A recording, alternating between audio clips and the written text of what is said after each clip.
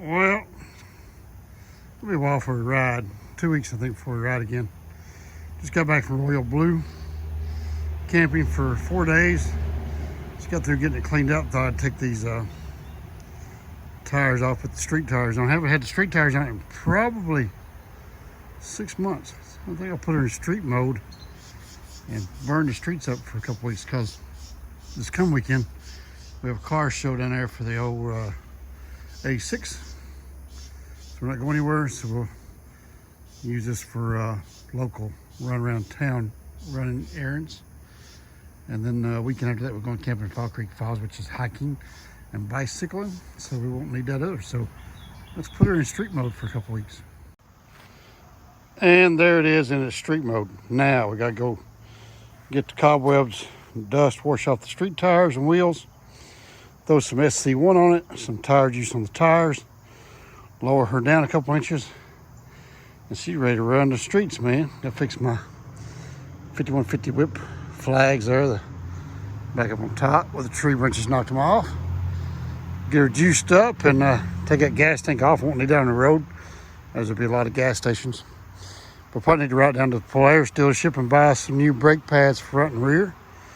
All 4 brake pads are just about gone. So she's we got 1,200, almost 1,300 miles in this unit. Doing phenomenal. Brake pads will be the first maintenance item we've had to change, other than normal service oil and trans and diff fluid. We just changed that the other day. So old bike's holding up.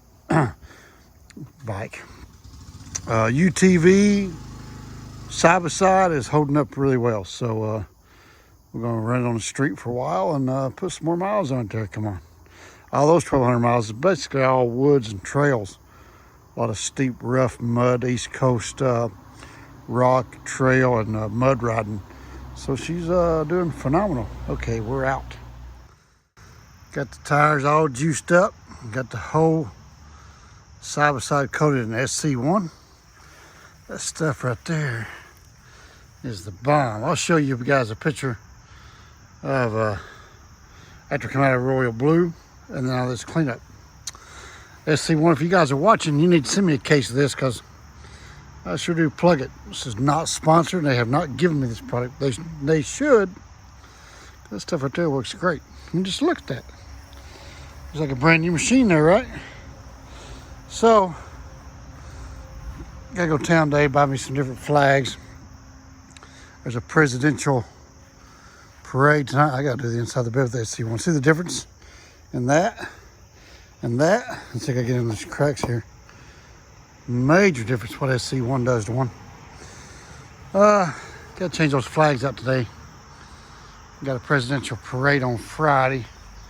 Run through town, so I might take the old RZR town and run in the presidential parade. It's about a 35-mile ride around town, and this thing is completely street legal. So I think we will change those flags out to the presidential candidate's name there and go run through the parade. Do some more SC1, a couple more cleanup spots on it. And she's ready to go. All right, see ya. There you go, that's better. That stuff's like magic. You know, this RZR, it's about a year old. It's a little over a year old now, I think, actually. The 2004 Rhino. Kept it until last year when I got this. And that Rhino was, shoot, that thing was 15 years old? And it held up great.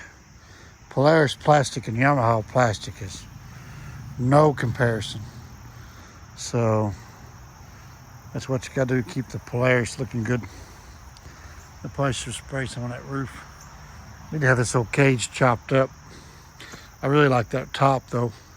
But I need to put aftermarket cage on it. And if I do that, I have a complete upper doors and everything for the winter. That way I can ride year round. If I chop the cage, I lose my ability to put the upper doors on it. But anyway, I really need to put a custom aftermarket cage on there. It would look a whole lot better.